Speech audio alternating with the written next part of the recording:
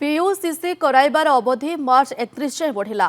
April पहलू कड़ाकड़ी जांच कर वाणिज्य परिवहन मंत्री विभूतिभूषण जेना। मार्च 31 भितर न कले आउ अवधि बढ़ा यह सहित मंत्री कहते ग्रीन स्टिकर बाध्यतामूलक नुहे। जो माने पीयूसीसी नहीं सेमानंकु आरटीओ ऑफिस रे ग्रीन स्टिकर देदेबू। फेक सर्टिफिकेट अनियमितता आसिबा परे 42 air pollution testing centre licence बातिल करा जायछि। नुआ सेंटर पाई आवेदन आसिले 24 घंटे अनुमोदन मिलिबो। जहार फाइन अछि मोबाइल नंबर कारणरू द्वंद्व सृष्टि होछि।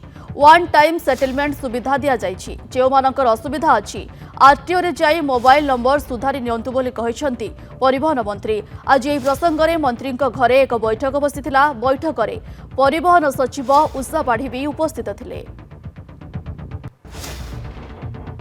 ये हैरान हरकतर सामना करने को पड़ुची।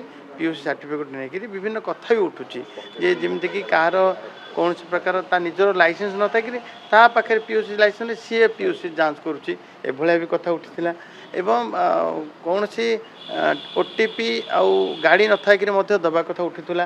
ये सब कथा को अनियमितता देखिकी आम 42टा एपीटी सेंटर को आम कैंसिल कर देचु। तार लाइसेंस भी कैंसिल कर सबुठ बड़ अनुरोध मोर रेते अधिक अधिक जी लाइसेंस आम देवु तुरंत गोटे 24 घंटा भीतर लाइसेंस देवु। जिते सेंटर टेस्टिंग सेंटर जी खोली पारे समस्त अग्राधिकार भितर आम देवु एवं जिते अधिक अधिक हेले भल। आ सबुठ बड़ कथा हूँ जो नियम को कड़ाकड़ी हेले लोक मैंने सहयोग करने आवश्यक अच्छे। सर बर्तमान मार्च को आम एक्सटेंशन कर